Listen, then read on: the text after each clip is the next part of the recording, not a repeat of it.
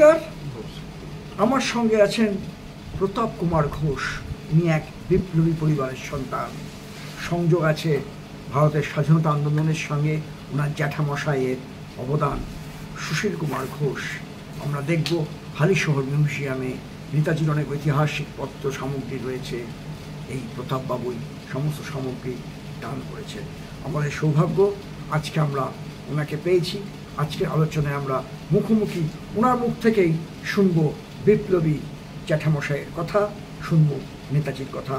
অনেক অনেক শ্রদ্ধা ও নমস্কার জানাই প্রতাপবাবুকে। প্রতাপবাবু, আপনি বলুন আপনার জ্যাঠামশাইয়ের কথা, আমরা শুনতে চাই নেতাজির কথা। আমরা আসলে থাকতাম মতিহারি, বিহারের মতিহারি জেলা। আমার সৌভাগ্য হয়েছিল, আমি যেহেতু জিওগ্রাফি স্টুডেন্ট, ওখানে একটা এক্সকারশন আমাদের হয়েছিল। এক্সকারশনের ওপরে আমাদের তখন বিরাট নাম্বার থাকে। সেই সুবাদে স্যারদের বলে আমি জায়গাটা দেখি। ওইখান থেকে কিশোর বয়সে নেতাজি বা বিপ্লবীদের সঙ্গে যুক্ত এটা পুলিশ জানতে পেরে আমার জ্যাঠামশাই, আমার দাদু ওখানে সরকারি চাকরি করতে, ওদের বিহার থেকে আমাদের এক্সটেন্ড করা হয়। সুশীল ঘোষ কিন্তু ওর পরবর্তীকালে নিয়ে আনা, আগের নাম আলাদা ছিল। ঠিক এই মুহূর্তে আমার নামটা মনে আসছে না, তবে ওখান থেকে বহিষ্কার করার পরে দাদু এখানে চলে আসে।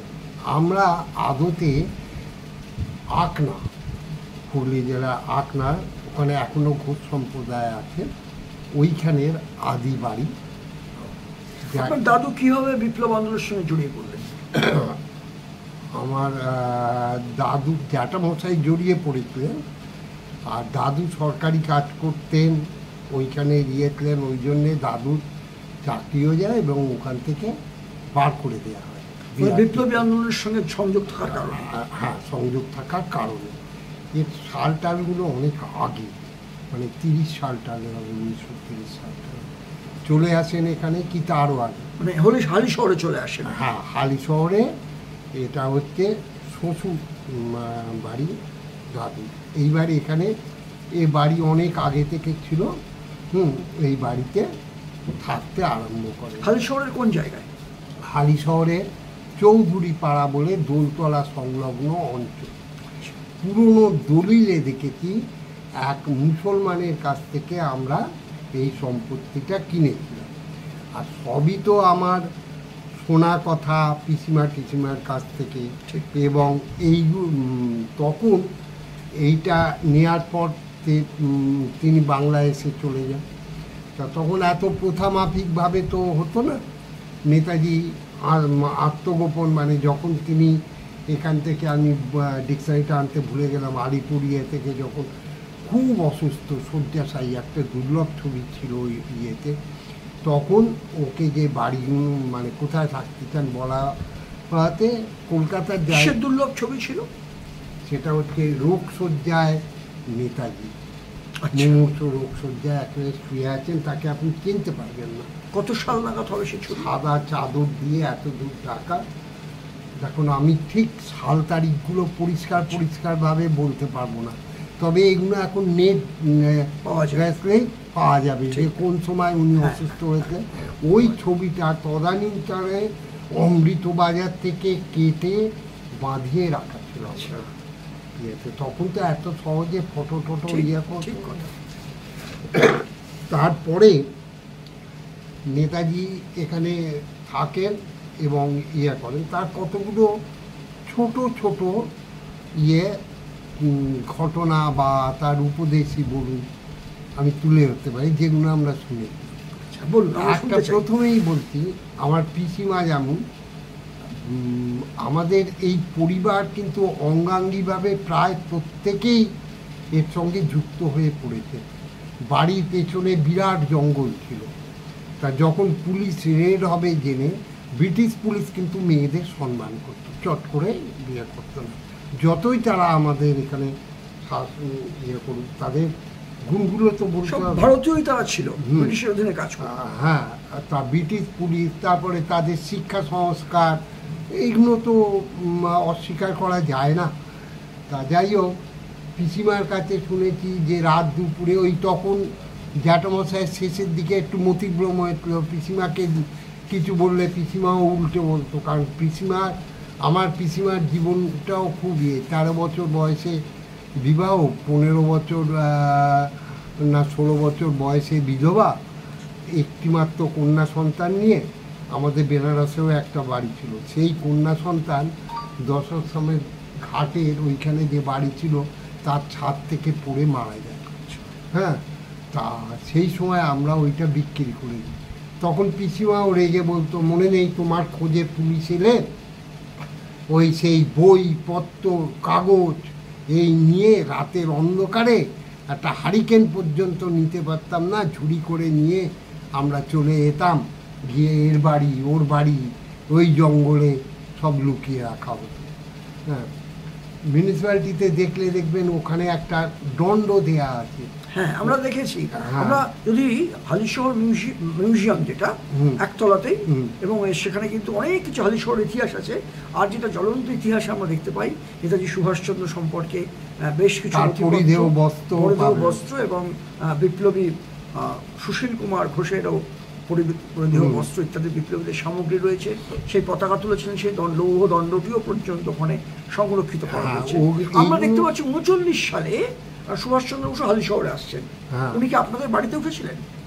হ্যাঁ, হালিশহরে আসলে উনি আর কোথাও চৌধুরী পাড়ায় উঠতেন। হ্যাঁ, সে 3 ঘর এখনো পর্যন্ত আছে। আচ্ছা, আগেই তো বললাম যে আমার ঠাকুমাকে মাই বলতেন। ওর ছোট ছোট শিক্ষার মধ্যে ঠাকুমার মায়ের নাম কি ছিল?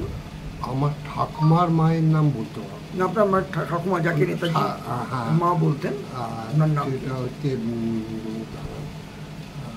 আমার ঠাকুমার নাম হচ্ছে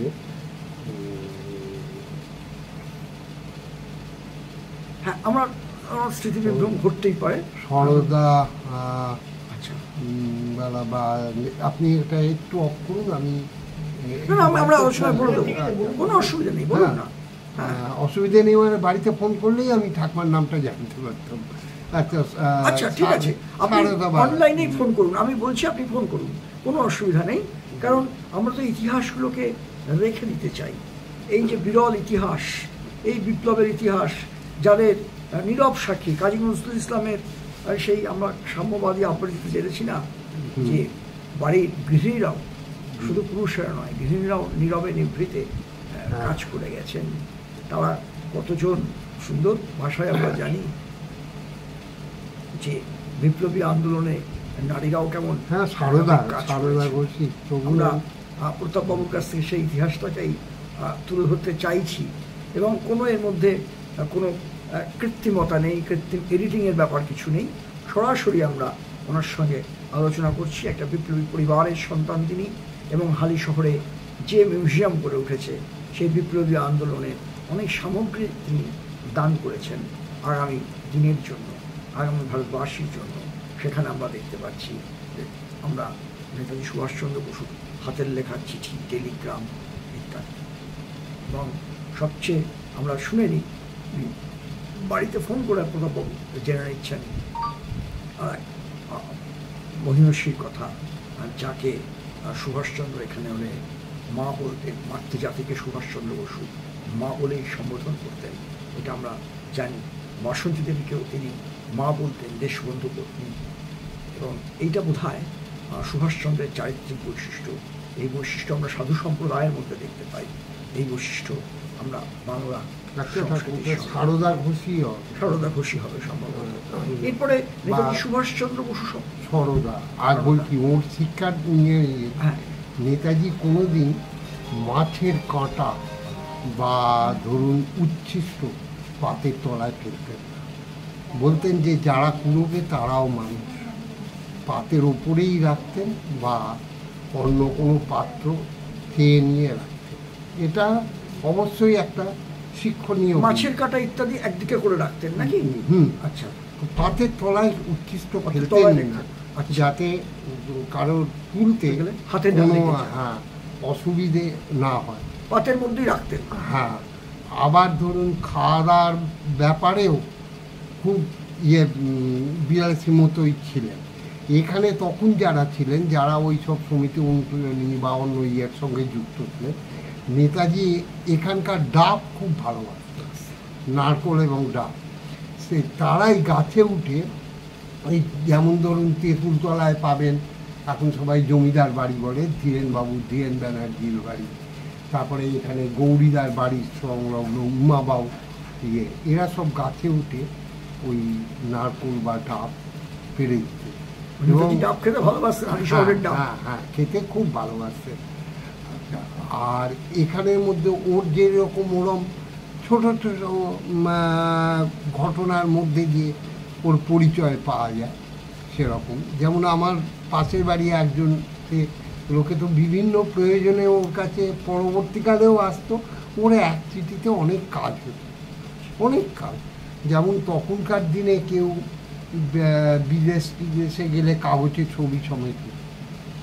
তা দুর্গাপুর যখন প্রথম হচ্ছে, আমার এক জাতুতো দাদা, সে প্রথমে সিলেক্টেড হয়েছে।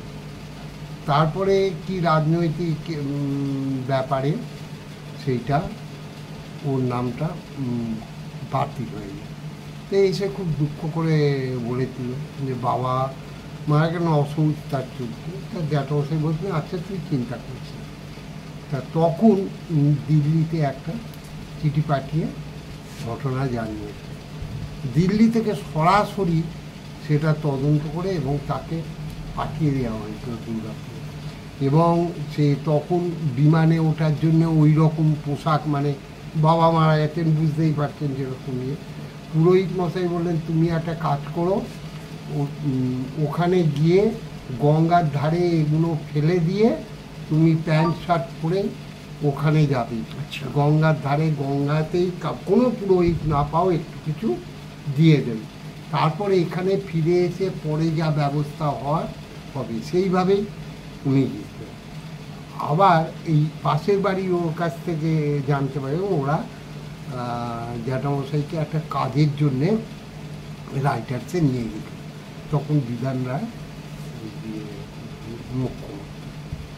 এই প্রসঙ্গে বলি, বিধান রায় বলুন বা প্রফুল্ল সেনী বলুন বা প্রফুল্ল ঘোষ, তারা যখনই পদে এসছেন শুভেচ্ছা চেয়ে জ্যাঠামশাইকে চিঠি দিচ্ছে, বুঝতে পেরেছে? মানে বিপ্লবী আন্দোলনের সঙ্গে সরাসরি ছিলেন। হ্যাঁ। আচ্ছা, আপনার সুশীল বাবু, উনি নেতাজি সুভাষচন্দ্র বসু যে চিঠিগুলো আমরা দেখতে পাচ্ছি ওখানে, ওগুলো কিসের সম্পর্কে? ওতে ওই চিঠিগুলো কিন্তু সব যা লেখা আছে, আমি যা শুনেছি, ওগুলো কিন্তু সাংকেতিক, বুঝতে পেরেছেন? আর চিঠিতে দেখবেন, কিসের চিঠি? ওই চিঠিগুলো যা পাবেন, চিঠির ভেতরের যা সেগুলো সরাসরি কথা না, সব সাংকেতিক, পুরোই সাংকেতিক। নেতাজি সুভাষচন্দ্র বসু এটাই বৈশিষ্ট্য ছিল। অহিনের প্রতাপ বাবুকে আমি দ্বিতীয়বার জিজ্ঞাসা করলাম সাংকেতিক করে, এবং নেতাজি সুভাষচন্দ্র বসু বহু যাদের সঙ্গে খুব হৃদ্যতার সম্পর্ক ছিল, তাদের সঙ্গে চিঠিতে কিন্তু সাংকেতিক ব্যাপার আমরা দেখতে পাই। হ্যাঁ, প্রতাপ বাবু বলুন। তা বাবার ঠিকানায় ওগুলো আসছে। তা জ্যাঠামশাই তারপরে ওগুলো যেমন ওই এআইসি বিয়েতে যাওয়ার জন্যে আন্ডারলাইন করে পাঠিয়ে দিলেন যে তোমার টিকিট এবং ইয়ে দিয়ে দিলাম, তুমি ওখান থেকে চলে যাও। এইরকম সমস্ত ব্যাপারগুলো ছিল। তা যাই হোক, ওই ইয়েতে হয়তো একটু খেয়েই হারিয়ে ফেলেছি। নেতাজির ঠিক ওই অবস্থায় বিভিন্ন শিক্ষা, বিভিন্ন ঘটনা এইভাবে চলত, এবং সেগুলো হালিশহরে অন্তত আমাদের বাড়িতে থেকেই এই ইয়েগুলো হতো। কালক্রমে এই আস্তে আস্তে এগুলো চাপা পড়ে ইতিহাসে গর্বে যায়। আর একটা আমার অত্যন্ত দুঃখের ব্যাপার আছে, দেখবেন তদানীন্তন সময় একটা লোকাল পত্রিকায় উঠেছে, আমার জ্যাঠামশাই যখন মারা যান, একটা ইমার্জেন্সি মনে হচ্ছে 67 সালে, হ্যাঁ, রাজনৈতিক ইয়ে ছিল, তখন একটা গৌরীপদ গঙ্গোপাধ্যায়ের তত্ত্বাবধানে একটা শোক সভা হয়েছিল। শোক সভাটা হয়েছিল হালিশহর বার্নিংহাটের কাছে, এখন ভুল পাল্টে গেছে, ওখানে একটা কংগ্রেস অফিস ছিল, যেখানে ওই বিচুলির গোলা টোলা ওইখানে একটা সরু মতো ছোট্ট এই ঘরটা আর দেখতে লম্বালম্বি করে। এখন কি পিকনিক গার্ডেন বা টুরিস্ট স্পট হয়েছে? না না না, এখন ওখানে দোকান টোকান হয়ে গেছে। আচ্ছা আচ্ছা। পিকনিক ইয়েটা তার পাশে এই দিকে বার্নিং ঘাটের পাশে। হ্যাঁ, ওখানে ওই শোক সভায় 17 জন উপস্থিত ছিল। তারা এইটাকে হেডিং করেছিল যে এই রকম লোকের যেখানে হালিচর ভেঙে পড়ার কথা অন্তত, সেখানে সব যাত্রায় 17 জন, এই হেডিং করেছে। এই না, শোক সভায় 17 জন, এইটা আমার খেয়াল আছে। এটা আমার সময় 67-68 সালের ঘটনা। 68-তে আমি স্কুল লিভিং পরীক্ষা দিয়েছি, এটা 67 সালে। তখন আমার বয়স ওই বছর 16, এইরকম। তারপরে এই তো গেল এই দিকের ঘটনা। তা ওই যেটা বলছিলাম, তারা নিয়ে গেছিলেন ইয়েতে, রাইটার্সের বিধান তদানীন্তন মুখ্যমন্ত্রীর সঙ্গে দেখা করে। তিনি তো লাইন টাইন দেওয়া ওয়েটিংয়ের কোনো প্রয়োজনই নেই, নাম শুনেই উনি এগিয়েছে দরজার কাছে, ডেকে আসুন আসুন বলে এবার উঠে দাঁড়িয়ে বসতে দিয়েছিলেন, বলে আপনি এখানটা বসুন চেয়ারে। তা তখন জ্যাঠামশাই কিন্তু ডিনাই করেছিলেন, বলছিলেন না, ও চেয়ারটা তোমার, ও চেয়ারে আমি কেন বসবো। একটা প্রশ্ন আপনাকে করি, যে নেতাজি সুভাষচন্দ্র বসু অন্তর্ধান, দেশটা ভাগ হয়ে গেল, এ সম্পর্কে সুশীল কুমার ঘোষের দৃষ্টিভঙ্গি কিরাম ছিল?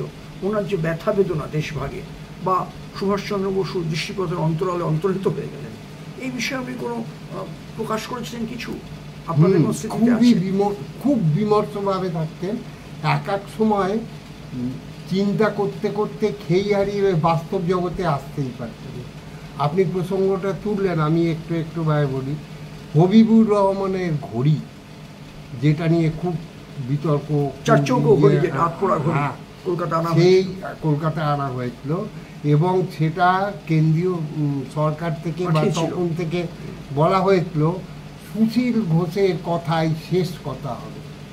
তা জ্যাঠামশাই সেটা দেখে বলেছিলেন এই ঘড়ি হবিবুর রহমানের নয়। বুঝতে পারলেন? দর্শক বন্ধুরা, আপনারা শুনুন, এটা একটা ব্রেকিং হতে পারে। আমরা জানি, ইতিহাস বলছে, মনোজ মুখার্জি কমিশন বলছে যে তাই হুকুতে 1945 সালের 18 আগস্ট কোনো বিমান দুর্ঘটনা ঘটেনি। নেতাজি সুভাষচন্দ্র বসু বহু সূত্র থেকে বহু ঘড়ি উপহার পেয়েছিলেন। আমরা দেখেছি কোথাও নেতাজির যতগুলো ছবি পাওয়া যাচ্ছে সেই সময় সবই গোল ঘড়ি, কোথাও কোনো চারচৌকো ছিল না। কলকাতায় জওহরলাল নেহেরু একটি কৌশলে সেই সময় আনা হয়েছিল একটি আতপোড়া ঘড়িকে, বলা হয়েছিল হবিবুর রহমান এটা পুড়ে গেছে ঘড়ি, নেতাজির ঘড়ি বলে। কিন্তু হবিবুর রহমান আমরা জানি নেতাজি অত্যন্ত বিশ্বস্ত ছিলেন। তিনি এই নেতাজির তৈরি যে প্লটটা, এয়ার ক্র্যাশে মৃত্যু, অ্যাংলো আমেরিকান ফোর্সকে বিভ্রান্ত করবার জন্য, এবং সেই সূত্রেই, সেই অনুষঙ্গেই আমরা প্রতাপবাবুর মুখে শুনলাম যে হবিবুর রহমানের এই ঘড়ি সুশীল বাবু বলেছিলেন কোনো মতেই এটা নেতাজি সেই ঘড়ি নয়। বলুন প্রতাপবাবু। এর পরে ধরুন তাকে অনেক অনুরোধ করা হয়েছে যে আপনার জীবনটাই তো এইভাবে গেল। তখন পুলিশ ইচ্ছাকৃতভাবে ভ্যানে ধাক্কা দিয়ে এই বাঘমোড়ে তাকে পা ভেঙে দেয়। তখন তো এত চিকিৎসা ব্যবস্থা উন্নত হয়, 60-এর দশকে নাকি তারও আগে হবে, 50-এর দশকে। তা ভেঙে দেওয়ার পরে মেডিকেল কলেজে ওর জন্য ফ্রি ট্রিটমেন্টের ব্যবস্থা করা, আর হয়েও হাত জোড়া দিলেও তখন থেকেই হাতে লাঠি খুঁড়িয়ে চলতেন। পা ছোট বড় হয়েছিল, ওই জুতো দেয়া আছে নাকি ওখানে জানি না, হ্যাঁ জুতো খমটা আমার ঠিক মনে পড়ছে না। তা তখন বাটা কোম্পানি বলেছিল উনি যত দিন বাঁচবেন ও জুতো আমরা বিনামূল্যে যাব। সেই সূত্রে বাটার একজন, আমি পরবর্তীকালে নুঙ্গি দিয়েছে বাটা দিয়ে থেকে এ ক্লাস অফিসার, উনি আসতেন মাপ নিতে। তাই এসে প্রতিবারই পায়ে হাত দিয়ে প্রণাম করতে, আর বলতেন এই তো আশ্চর্য, লোকে নিতে আগ্রহ করে, আর আপনি বলছেন যে আমার লাগবে না, ওই আগের জুতোটাই আছে, হ্যাঁ এই হচ্ছে আপনি লিখে দিন, আমার মুখের কথা না হলে তো কেউ বিশ্বাস করবে না। তো এই আজীবন ওই খড়ম একটা ওই কাঠের একটা বড় উঁচু আর একটা ওরা সাপ্লাই করে গেছেন আজীবন। পরে আমাদের জানাতে হয়েছিল বা মৃত্যু সংবাদ দেখে সেইটা বন্ধ হয়। ওকে তখন অনেক রিকোয়েস্ট করছে, আপনি এত করেছেন সুশীলদা, আপনি অন্তত একটা রেশন শপ নিন, আপনি খাবেন কি? তা উনি বলেছিলেন যে আমার ভাইরা ওরম না, তাদের যদি এক মুঠো জোটে আমার তার থেকে আধ মুঠো জুটবে, আমি ওসব নেব না। রেশন শপ গেল, অন্যান্য সব গেল, শেষ অবধি জোর করে, যতটা আমি জানি তদানীন্তন বিধান রায় আর কে ওর নামে একটা পেনশন চালু করে। কত টাকার জানেন? পেনশনটা হচ্ছে 37 টাকা। 37 টাকা পেনশন? হ্যাঁ। তা তখন প্রত্যেক মাসে ওকে ওই দিতে হতো, ওই আপনার লিভিং সার্টিফিকেট দিতে হতো। সেটায় সই করতেন বা ওই সার্টিফিকেটটা ডক্টর দত্ত, উনিও ডিফেন্সের ডাক্তার ছিলেন, তারপরে এসে এখানে ডাক্তারি করতেন। বাড়িটা হচ্ছে ঠিক বুড়ো শিবতলার আগে, যদি গঙ্গার দিক থেকে আসতে হয় মানে অন্নপূর্ণা স্কুল ক্রস করেই বাঁ দিকের বাড়িটা। ডাক্তার দত্তের বাড়ি ছিল। উনি প্রত্যেক মাসে করতেন, ওই 37 টাকা করে পেনশন। ওর শ্বাসকষ্ট ছিল, হ্যাঁ, তখন ওই আপনার একটা গুঁড়ো ওষুধ কি দিয়ে নাম বেটনেনার না ওই ধরনের কি একটা ওষুধ ওকে খেতে হতো। আমার বেশ মনে পড়ে ওই টাকাটা আমরা গিয়ে জমা দিয়ে দিতাম, ওর মাসের সব ওষুধগুলো ওই টাকাতে তো আর কিছু না। তাই এটাও জোর করে দেয়া কিন্তু, বুঝলেন? দর্শক বন্ধুদের সঙ্গে আমরা যখন উনি বিধান রায় ওখানে রিকোয়েস্ট করলেন যে আমি ওই চেয়ারে বসবো না, তখন বিধান ওটা তোমার চেয়ার, তখন বিধান রায় মন্তব্য করেছিলেন, এও আমার শোনা, যে আমি বসতে পারি, কিন্তু তুমি তো ইচ্ছে করলেই এই চেয়ারে বসতে পারতে, তুমি ইচ্ছে করনি, নিতে চাওনি, তাই তা এখন বসলে কিছু হবে না, তো বসেনি যেটা কোনোভাবেই। ওইটা আর কি আমার এই পাশের বাড়ির একজন আমার থেকে বেশ ওটা বড়, সেই নিয়ে গেছিলেন তারা, তার মুখেই এই গল্পটা শুনেছি। যে বেশ কয়েক আগে কংগ্রেসের একটা অধিবেশন হয়তো ঠিক দিল্লিতে, কি নিয়ে বলতে পারবো না, 150 বছর পূর্তি কি কিছু এরকম কিছু হবে। দিল্লি থেকে, যদিও আমাদের ওখানে এমনি দাদার ইয়েরা আছে, ওরা না, দিল্লি থেকে অনেক লোক আমাদের আধা পরিচিত এবং তারা ফোন করে আমাদের বললো, হ্যাঁ সুশীল ঘোষ এরকম এই রেফারেন্সে খোঁজ করতে গিয়ে তোদের বাড়িতে, তো কোনোদিন বলিস নি আমাদের, হ্যাঁ, তা এইসব কথা। তা আমি বললাম, যিনি নিজেই তার প্রচার কোনোদিন আত্মপ্রচার করেননি, আমরা কেন তার নাম ভাঙিয়ে খাব? এবং সত্যি বলতে কি, আপনার কথাটা বিশ্বাস করবেন জানি না, আমরা চাকরি বাকরির ক্ষেত্রে বা অন্যান্য জায়গায় কোনো দিন রেফারেন্সে এই নাম উচ্চারণ করি। স্বামী বিবেকানন্দ বলেছিলেন, দাও ফিরে নাহি চাও, থাকে যদি হৃদয় সম্বল। এই বিপ্লবীরা নীরবে নিভৃতে দেশ মুক্তির জন্য জান বাজি রেখে ঝাঁপিয়ে পড়েছিলেন। আজকে আমরা প্রতাপবাবুর কাছে শুনলাম সুশীল কুমার ঘোষের সেই চূড়ান্ত আত্মত্যাগ, যারা দেশভাগের যে পিঠে ভাগটা হয়ে গেল, ক্ষমতার জন্য লালায়িত হননি, সারাটা জীবন দিয়ে গেছেন। আমরা আরেকটু শুনে নিই নেতাজির সঙ্গে ওনার সম্পর্কের কথাটা। নেতাজির সঙ্গে সম্পর্কের ব্যাপারটায় আমরা দেখেছি, যখন হেমন্ত বসু যুক্তফ্রন্টের মন্ত্রী হলেন, তখন হেমন্ত বসু বলেছিলেন যে সুশীলদার সম্পর্কে যা কিছু জানার বা উনি যদি এখানে থাকতেন বা আসতেন, আমরা নির্বাচিত না হলেও তাকে এমন জায়গায় বসাতাম যাতে বঙ্গবাসী তার কথা কোনোদিন ভুলতে না পারে। অমিয় বসুর সংগ্রহশালায় জ্যাঠামশাই নিজে বা অন্যান্য মারফত বহু জিনিস দিয়েছে, কিন্তু আমরা ওই যে বললাম কোনো দিন নামের করিনি। আর সত্যি বলতে কি জানেন, এই যে ক্রেডিটটা কিন্তু আমার মা। অন্য কেউ হলে ওই সব। আপনার মায়ের নাম কি ছিল? আমার মায়ের নাম অনিমা ঘোষ। ওই সব জামা কাপড় বা কে রাখে বলুন না, তখন তো লোহার আলমারিও বেরোয়নি, কাঠের ওই আলমারি ফেলে দিত লোকে। কিন্তু উনি আদর করে সব জিনিস, এমনকি তিনি যে চামচ দিয়ে খেতেন, সেই চামচ, কাঁটা চামচ, সেগুলো পর্যন্ত রেখেছিলেন। বরঞ্চ আমরাই যত্নবান অতটা হতে পারিনি। উনি যখন বললেন ওই চারকোনা ঘড়ি হবিবুর রহমানের বা নেতাজির ঘড়ি নয়, এ সম্পর্কে আরেকটু আমরা শুনতে চাই। আর একটু আমি কিভাবে বলবো, ওকে নিয়ে যাওয়া হয়েছিল বা তখন দেখে উনি বিমান দুর্ঘটনার গল্প মানতেন? নেতাজি বিমান দুর্ঘটনায় মারা গেছেন, সে হাসতেন, আর কিছু বলতেন না। হঠাৎ নেতাজির বিয়ের গল্প চালু হয়ে গেল। এইবার বলি শুনুন, তখন একটা রেয়াজ উত্তর কোথাও সাধু সন্ন্যাসী দেখলেই নেতাজি। ঠিক ঠিক। এইরকম ভাবে যত অনেক সাধু সন্ন্যাসী সাজানো হয়েছিল। হ্যাঁ, আমি তখন বেশ ছোট, সম্ভবত ওই বাড়িটা কল্যাণী 14 নম্বরেই হোক বা যাই হোক, এইরকম এক সাধুর আবির্ভাব। তা তখন সে ওখানে 23 জানুয়ারি উনি আবির্ভূত হবেন বলা হয়। বিরাট লোক সমাগম, তখন পত্রিকা অফিস টফিস সব রয়েছে।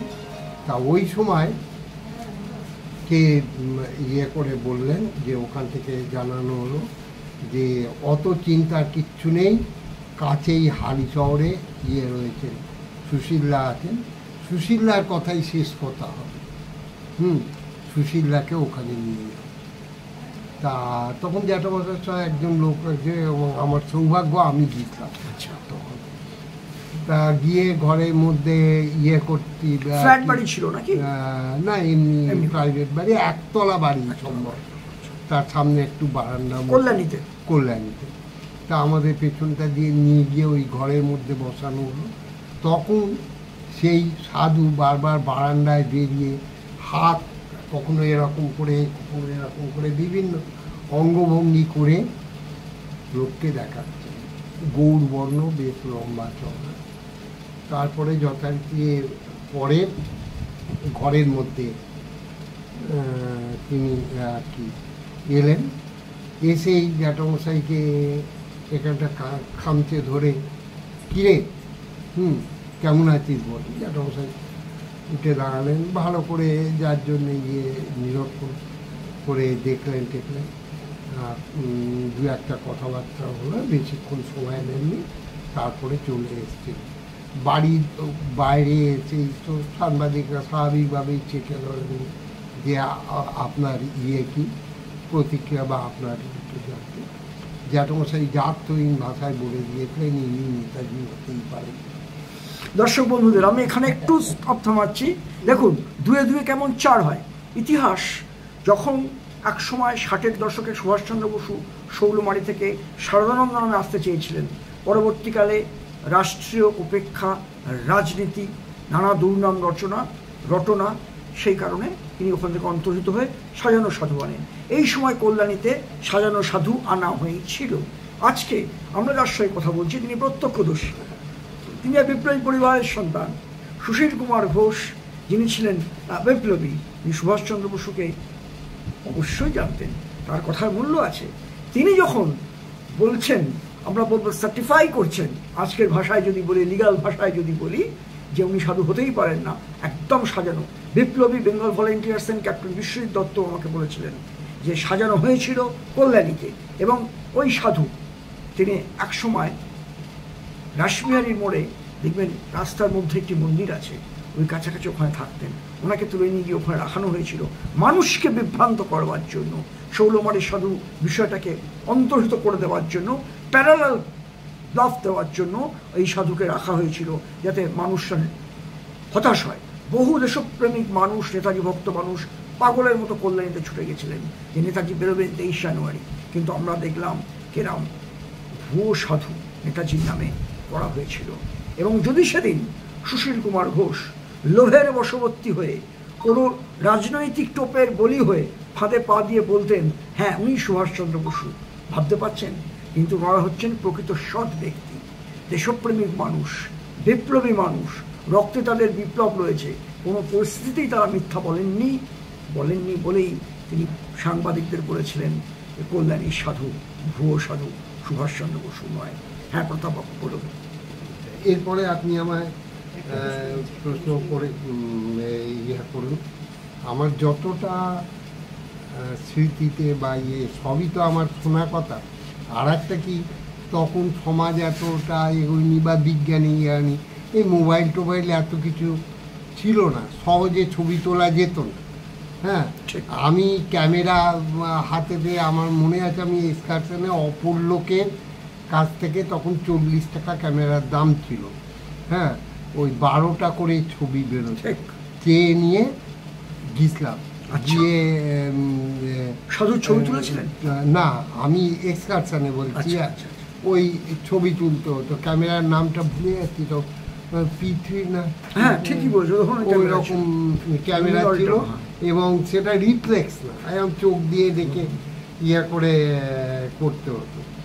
তা থাকলে হয়তো সেসব ঘটনা মোবাইলে লিপিবদ্ধ বা যতটা আমি শুনেছি আমার পরিবারের থেকে, আশপাশের জনের থেকে, ততটাই মানে বলবো। এমনকি আমি নিজে ধরুন ইন্টারভিউ দিয়ে যখন স্কুলে পেয়েছি, পরবর্তীকালে তারা জেনে বলেছিলেন কই তুমি তো একবারও বলনি তুমি ওই ফ্যামিলির ছেলে বা না, কেন বলবো? তা তিনি নিজেই যে কোনো কিছু নেননি, আমি তাকে ভাঙিয়ে কেন? আমার যোগ্যতা থাকলে আমার হবে, আমার যোগ্যতা না থাকলে হবে। তা কিছু মনে করবেন না, এটা ক্যামেরার ইয়েতে না রাখলেই ভালো। আমি 13টা ইন্টারভিউ দিই, 13টা ইন্টারভিউ দিয়ে আমি 11 জায়গায় চাকরি পেয়েছি, 2 জায়গায় পাই। সেটা হচ্ছে আমার অজ্ঞতার জন্য এক ডানলপে দিয়েছিলাম। ডানলপে আমার ধারণা ছিল তখন বোনাসটা একটা বিরাট ব্যাপার, যে স্কুল টিচাররা হয়তো বোনাস পায়। ডানলপ বলেছিল না, ওটা ফ্যাক্টরির জন্যে, এখানে কোনো যায়নি। আর একটা হচ্ছে প্রবর্তক স্কুল, এই চন্দননগরে, ওরাও সিলেকশন করে বলেছিল যে তোমার কিন্তু এখানে থাকতে হবে। আমরা শুনলাম, মুগ্ধ হয়ে গেছিলাম যে এই প্রতাপবাবুর মুখে শুনে। আমাদের সময়টা সংক্ষিপ্ত হয়ে গেছে, আমরা ওনাকে প্রণাম জানাই। ইতিহাসের না, প্রণাম বলবেন না, দেশবাসীর তরফ থেকে, এই কারণেই যে আপনারা তো ইতিহাসের সাক্ষী, বিপ্লবী পরিবারের সন্তান হিসেবে আপনাকে শ্রদ্ধা রইল। যে কাজ আপনি করেছেন, আপনি সুস্থ থাকুন, দীর্ঘায়ু হন, ভালো থাকুন। অনেক অনেক নমস্কার এবং প্রণাম জানাই। জয় হিন্দ। জয়।